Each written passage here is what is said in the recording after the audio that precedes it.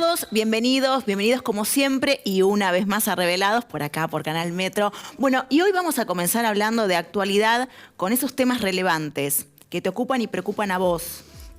Temas como, bueno, para el país, la falta de inversiones. Y la inflación, ¿para quiénes? Para vos, para ustedes, para todos nosotros, para nuestro bolsillo fundamentalmente. Ya lo estoy recibiendo y agradeciéndole tu tiempo. Muchísimas gracias, Berti Venegas Lynch, magíster. Muchísimas gracias en Economía y Administración de Empresas. Honor, gusto enorme tenerte nuevamente acá en el programa. Estar acá, Vero. Gracias por la invitación. Gracias. Bueno, muchas cosas están pasando. Estamos, bueno, en una serie en la que día tras día nos encontramos con un nuevo titular y la inflación que sigue creciendo. Para explicarle a la gente, porque la gente la verdad está muy mal, va al súper, no le alcanza para pasarlo, ¿no? Al común de la gente que realmente se encuentra en una situación muy complicada donde trabajan y la verdad que no les alcanza, no pueden proyectar. ¿Qué les podemos decir? Bueno, la inflación en estos días se anunció de septiembre que había sido el 6.2, pero uno se pone a pensar y la verdad, charlamos en off recién, sí. 6.2, 7.4, 5.3, la verdad es irrelevante. Absoluto. Porque en definitiva estamos en una especie de escala inflacionaria fenomenal, que es una inflación que se le paran los pelos de la cabeza a la gente, sí, por ser anual y nosotros es mensual. Sí. De manera que sirve a los efectos de seguir un track para saber cuál va a ser el impacto que nos vamos a dar cuando nos demos la piña. Porque es 66, es la acumulada, la inflación acumulada, la interanual está en el 83%, y la proyectada más del 100% anual. Son números enormes. Son números agobiantes y ya va muy, muy por fuera de algo razonable. Del alcance digamos, de la algo gente. razonable. Generalmente uno dice inflación razonable. La inflación es una estafa y una estafa razonable sería bastante contradictorio. Pero digamos, en aspectos también que le impacta mucho al bolsillo en la gente, que es la vestimenta, calzado, está en el 11%, fue el 11%. Las necesidades básicas, ya no estoy hablando ni de alimentos lujos. 7. Sí. De manera que, bueno, te da la pauta que el gobierno no solamente no quiere cambiar la dirección de lo que está haciendo, sino está acelerando la dirección equivocada y siguiendo con esta fiesta del gasto público, déficits estrambóticos, con el tema también cuasi fiscal, Vero, que es basura abajo de la alfombra. Sí. En definitiva, todo este tema de las LELIQs y demás, que es inflación futura, pues en definitiva son compromisos que en algún punto hay que asumir y eso va a explotar y va a haber realmente un gran problema, va a haber mucha miseria, y lo tenemos a Massa ahora, que era el superministro y demás, con el plan que te podría decir que me parece un plan nefasto, cínico, absolutamente reprobable, porque es comprar tiempo político. Comprar tiempo político a costa de ponerle más trotil a la bomba. Y estos que hablan, ¿viste?, en los corpóreos, en las actividades que hacen públicas y demás, que ponen primero la gente y demás. Es todo mentira. Es todo mentira, saben perfectamente las consecuencias, tienen la maquinita de imprimir billetes al lado que hace tiqui tiqui y sabe las consecuencias perfectamente. Entonces me parece algo nefasto y ahora encima está viajando por Nueva York buscando financiación. Y lo más llamativo, Vero, es que hay gente que aplaude y dice, bueno, consiguió un crédito, cuando en realidad es casi la psicología o la forma de pensar del político, cuando esa persona que está aplaudiendo deuda, es deuda que está en las espaldas de él y va a tener que pagar él. Entonces yo me pregunto a veces, vas al plano privado, ¿quién en su sano juicio hace un contrato con un mandatario para que en nombre de él viaje en un charter aéreo de primera clase, comiendo caviar, vaya a hoteles 6 estrellas y vaya a pedir préstamos a nombre tuyo para hacer gastos que no te interesan? Es una cosa de locos y eso es lo que está haciendo Massa.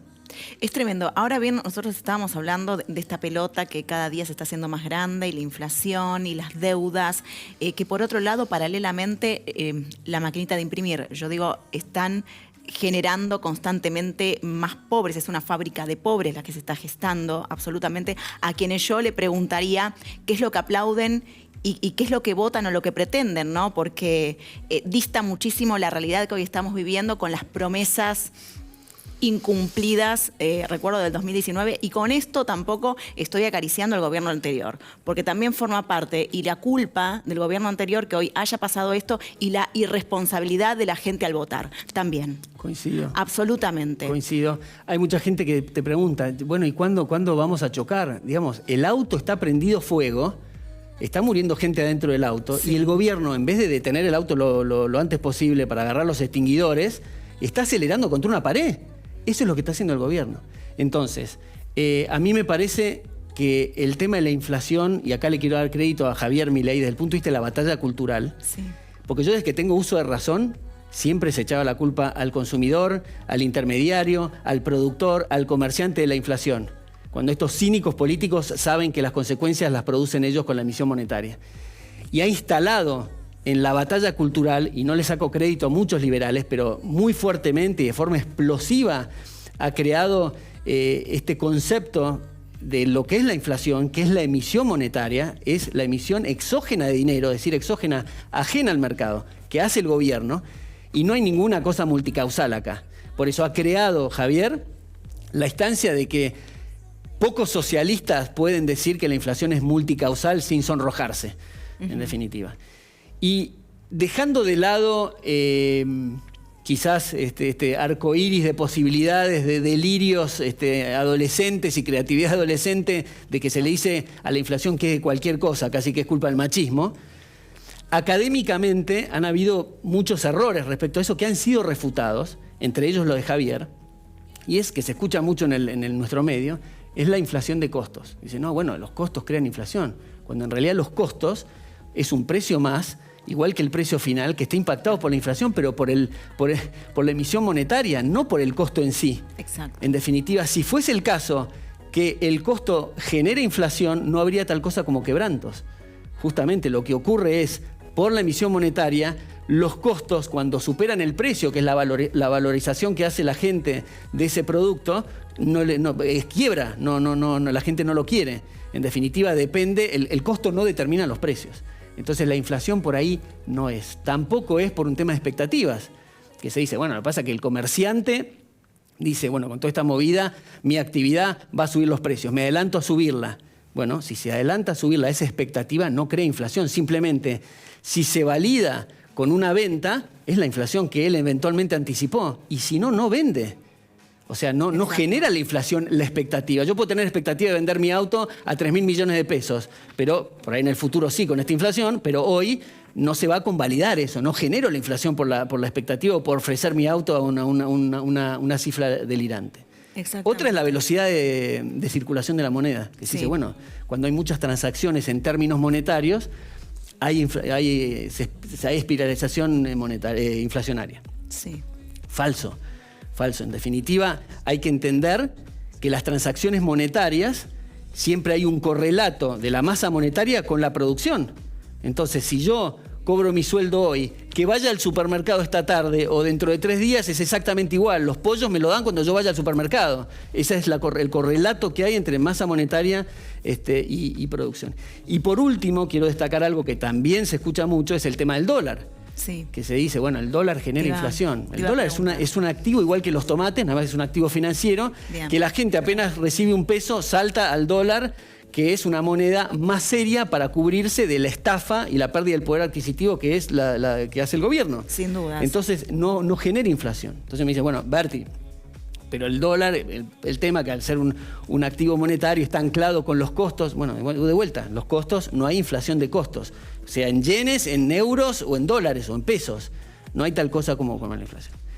Entonces, bueno, por último, creo que otra cosa que se escuchan, que a mí ya me tiene podrido, que es el gobierno sobre todo, y mismo lo hacen en actos públicos internacionales, ¿viste? En la ONU hablaba Alberto Fernández, que bueno, ya no le escucha a nadie a él, pero habla siempre, pone la cuestión de la inflación y las culpas de la inflación, la pandemia y la guerra. Ya son temas viejos, aparte es como agarrarse de cualquier instrumento para poder convalidar absolutamente.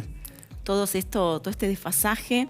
Y yo te estoy escuchando y también pienso, ¿no? La gente en el día a día que no llega, que no pasa día a 10. Y estamos hablando de trabajadores que por otro lado, paralelamente está el tema de los planes, ¿no? Aquellos que trabajan y no llegan a fin de mes y aquellos que paralelamente también viven de planes. Tremendo, que bueno, también, ¿no? Es dar lo que no tiene, lo que uno no tiene, porque el país está en una situación de crisis.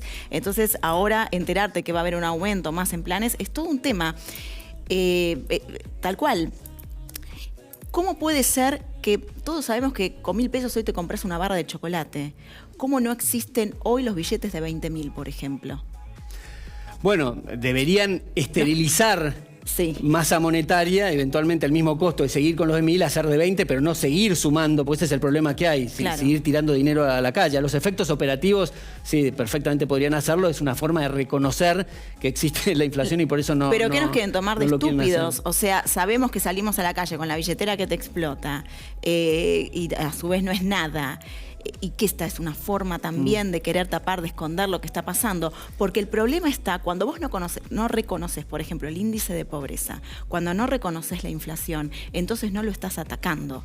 Claro. No lo estás combatiendo porque lo estoy metiendo bajo la alfombra. Entonces, ¿qué mensaje se le está dando a la gente de parte de este gobierno que está escondiendo la realidad bajo la alfombra? Porque si el tema es que vos la reconoces, me está pasando esto como una enfermedad, tengo tal problema, es el primer paso para empezar a trabajarlo y para poderlo resolver el día de mañana, pero ni siquiera acá se está reconociendo, ni siquiera se está nombrando. Sí. A ver, como corresponde, ¿no? O sea, no de palabra y nada más, sino vamos a los hechos.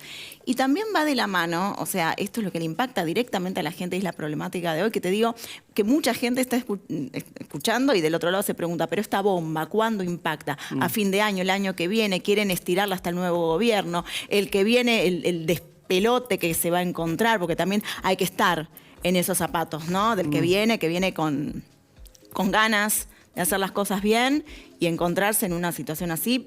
Sí, hay que tener mucha endereza y hay que tenerlas bien puestas para asumir el compromiso, ir para adelante y tienen que entender que tiene el apoyo de la gente que quiere que se corte con todo esto.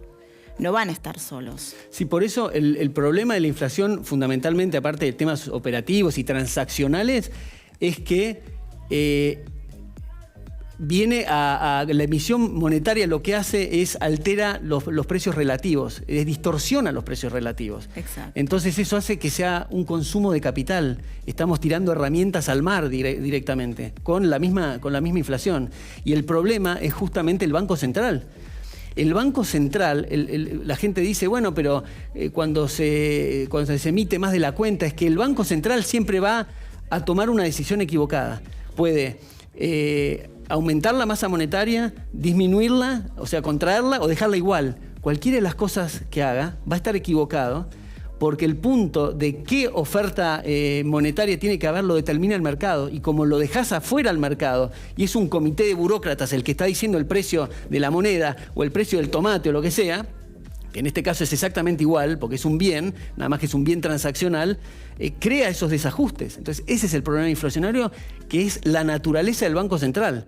Por eso Javier también está apuntando al tema de la elección libre de monedas. Si te retrotraes a la historia, sí, el Banco Central es 1935. Estaba pensando justamente en eso. El Banco Central es un curro y justamente vos, no en la línea del tiempo, vamos a 1935.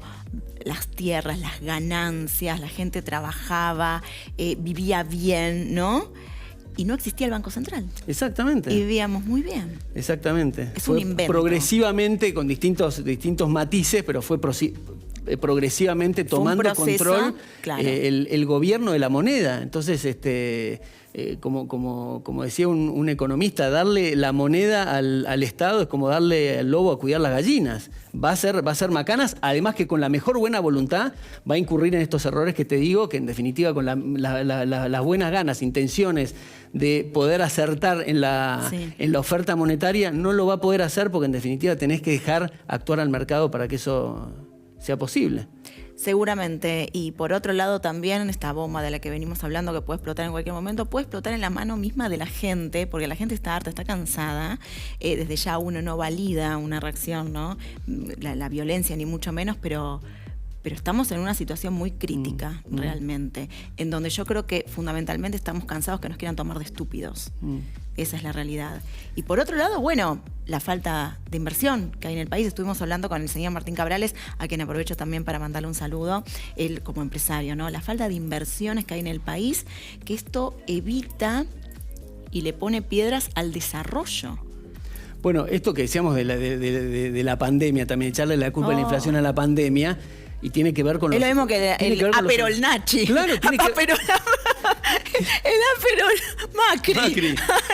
Tiene que ver también con este tema de los empresarios, porque en definitiva es el caso más claro de la metáfora esa que el Estado te quiebra las piernas para venderte las muletas que pagó con tu dinero. Tal cual. Básicamente en la pandemia, la emisión monetaria, te está explicando que la emisión monetaria fue para hacer el asistencialismo. Emitió moneda para darle a los comercios, supuestamente, que los liquidó en impuestos, no les dejó abrir los locales y le da unas migajas.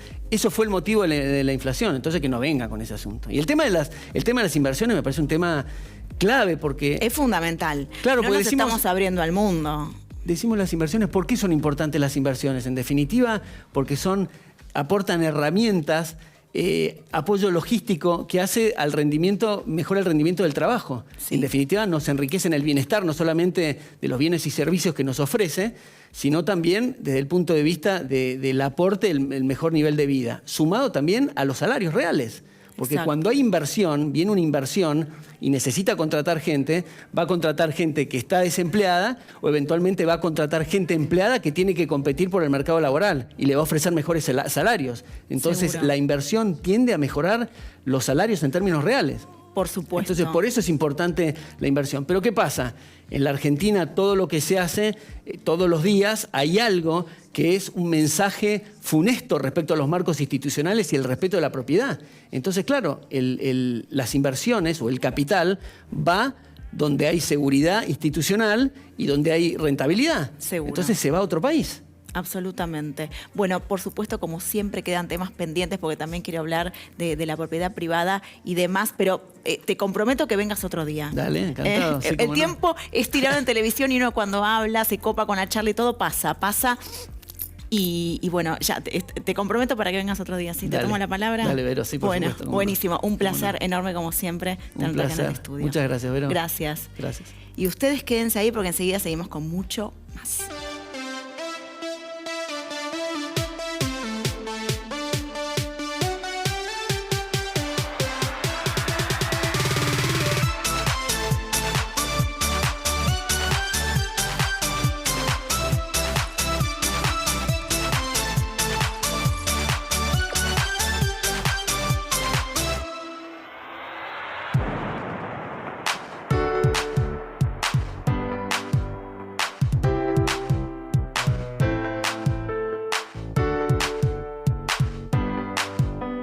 Seguimos en Revelados y ahora te quiero presentar a la doctora Tamara Portas. Ella es cofundadora de la Asociación de Altas Capacidades, que enseguida vamos a hablar de qué se trata y como siempre en Revelados también venimos a revelar, a poner en palabras estos temas tan importantes que mucha gente no habla, otros hacen oídos sordos, miran para el costado. Entonces es un placer enorme tenerte acá en el piso y poder debatir y hablar sobre el tema a que también participamos. Por supuesto vino una vez más porque se acerca el verano y vamos a divertirnos y cerrar a toda música con el profe de salsa, Mariano Gianoli. Un placer enorme también. Muy bien. Bueno, abrimos, dejo abierto para que todos participemos.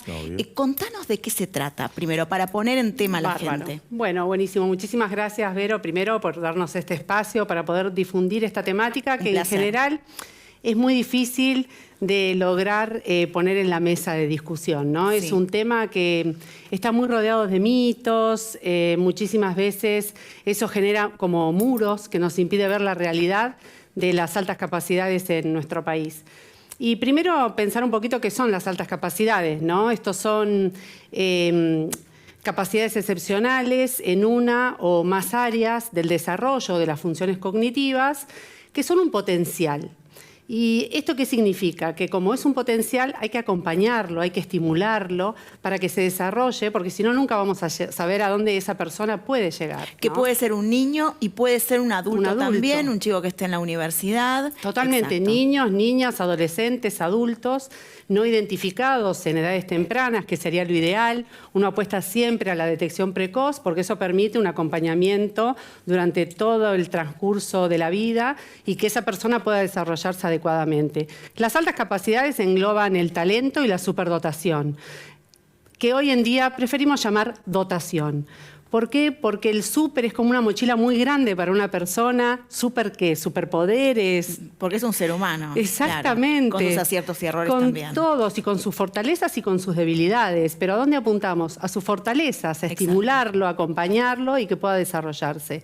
Entonces hablamos de dotación y de talentos, ¿no? Los talentos simples, deporte, música, talentos complejos como el académico, que reúne la lingüística, la lógico-matemática, etc. Entonces, bueno, todo esto queda bajo el paraguas de las altas capacidades. Perfecto. Ahora bien, ¿cómo se diagnostica? Porque, por ejemplo, yo pienso, ¿no? Nosotros somos padres también. Sí. Tu nena, que de repente la ves, baila divina como una diosa y decís, pero no encaja con el común del resto de las chicas que bailan así. O un chico en el colegio que sobresale todo 10 y de repente se encuentra con que él ya terminó, se aburre, claro. Esto trae aparejada la mala conducta. Es un tema, a veces uno piensa, de los padres que creen que es una realidad, porque después cuando ven la interacción en el grupo realmente existe. Pero ¿por dónde pasa el diagnóstico? Bueno, primero está la sospecha, primero y principal, ¿no? Entonces, la sospecha en general nace de la familia. Bien. Hay un estudio muy interesante norteamericano que los padres acertaron la sospecha diagnóstica en el 70% de los casos. Así que a prestar atención a los padres y ese instinto que tienen y hay algo que no les cierra y hay algo que les llama la atención, bueno, busquen. Investiguen. Investiguen, escríbanos a la asociación que los vamos a asesorar, los vamos a acompañar. Pero no duden de ese instinto donde a los padres hay algo que les dice, lo veo diferente porque lo conozco, porque veo que se interesa por cosas poco frecuentes para la edad, o me llamó la atención que desde bebé miraba, seguía, estábamos en el sanatorio recién nacido, seguía con la mirada, mantenía la cabeza levantada antes, corrió, caminó, baila, claro. Muy bien, ¿no? Se interesa por diferentes disciplinas que no tienen que ver siempre con lo académico, exacto. ¿Viste? Porque muchas veces pensamos que las altas capacidades es igual al niño o la niña de lentes interesado por la física, la química y la matemática. Y no, somos diversos. Digamos, los niños con altas capacidades y los adultos son diversos y van a tener diferentes tipos de intereses. ¿Cómo se llega al diagnóstico? Que vos me preguntabas, Vero. Y bueno, diferentes ramas profesionales, se pueden hacer evaluaciones diagnósticas, psicodiagnósticos por parte de psicólogos o psicopedagogos, y utilizando test habituales, no hay test específicos para las altas capacidades, se arroja que en esos test miden por arriba de la media de la población. Exacto. Yo a lo que apunto también es que son diagnosticados, o sea, no se quedan solamente con lo que dice mamá o papá o el entorno familiar, sino que si bien la familia lo observa, lo ve, es muy importante también ese diagnóstico. El diagnóstico te permite, número uno, conocer fortalezas y debilidades, como decíamos antes, ¿no? Sí. Para poder acompañarlos adecuadamente, pero también les brinda a ellos autoconocimiento. Exacto, y lo necesario que es. Ahora, por otro lado, en la facultad lo podés sortear porque, bueno, sos más grande, en ese caso aceleras materias. La doctora Guillermina Gordon, que estuvo hace poco, en 2 años y medio se recibió de abogada también, es brillante, que era parte también del grupo de estos chicos.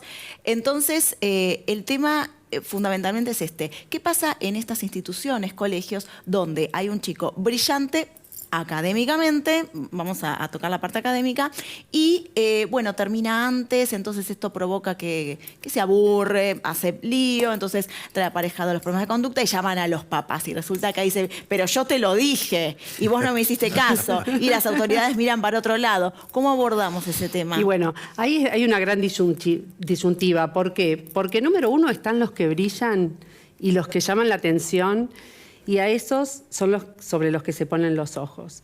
Pero dentro de las altas capacidades está el que ya se entregó al sistema y el sistema lo abatió y nadie lo vio y baja los brazos y entra en bajo rendimiento escolar. Tenemos que mirar a los dos en la escuela, ¿no? No solo al brillante. Y ahí lo que necesitan, hay 3 estrategias básicas que se usan a nivel mundial.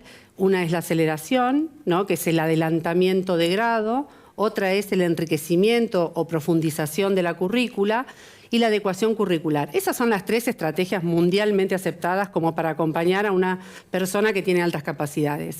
Nuestro país cuenta con la Ley Nacional de Educación, que en su artículo 93 lo contempla esto. Exacto. Lo que pasa es que hay un desconocimiento muy grande por parte de los docentes y es ahí donde empezamos con los problemas. Cuando los varones son disruptivos y llaman la atención, es más fácil verlos y atenderlos. Pero ¿qué pasa con las nenas que se camuflan? Mira. Y aunque no lo creas, ¿no? Las nenas tienen una tendencia a camuflarse. ¿Por qué? Por pertenecer a lo social. Entonces copian errores. Niñas que dibujan con perspectiva en su casa, en el colegio dibujan monigotes, ¿no? Prefieren dejar de lado sus intereses, que podría ser la biología, podría ser... Pero qué contraproducente. Terrible. ¿No? Claro. Y tenemos mucho menos diagnosticadas niñas que niños, justamente por este problema. Qué interesante todo lo que estás contando y bueno, también otra alerta, ¿no? Para el Ministerio de Educación, cuánto tiene que trabajar, más allá que vamos a subrayar que la educación está atrasada más de 80 años, este tema tan importante que le ocupa a la sociedad y que también hay un sector, ¿no? Como tanto nombran a veces los sectores y distinto tipo de gentes o percepciones y demás, hay un sector que sí realmente tiene esta condición y tiene que ser observado, tiene que estar atento porque existen y necesitan un trato obviamente más de cerca. Totalmente, y estamos hablando del 15% de la población, que es mucho. No es poco. Es decir, que en un colegio que tenga 100 alumnos, 15 van a tener altas capacidades entre talento y dotación. Absolutamente. Así que estamos dejando de lado y dejando de ver a mucha gente que además no les pongamos mochilas, pero pueden servirnos como recurso a futuro para crecer como país. Sin dudas. Marian, ¿tuviste alguna vez vos en la pista de baile a alguien así, con esas características? Tuve varios. Bueno. Varios. En los años que tengo de docencia, un montón. Mira, bueno, ahora vamos a descubrir si nosotros también seremos capaces de bailar un poquito. Puntos ofensivos. Quédate ahí, seguimos con más revelados.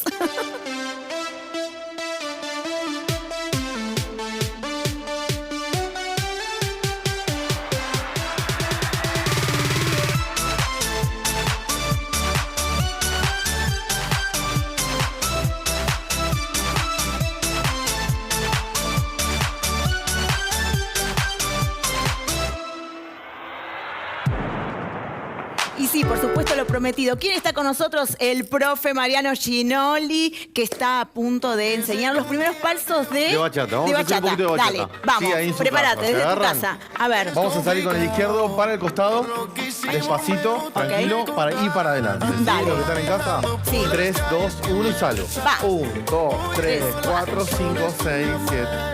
1, 2, 3, 4, 5, 6, 7. Una más. 1, 2, 3, 4, 5. Avanzo chiquitito. Adelante. 1, 2, 3, 4, 5, 6, 7, 8.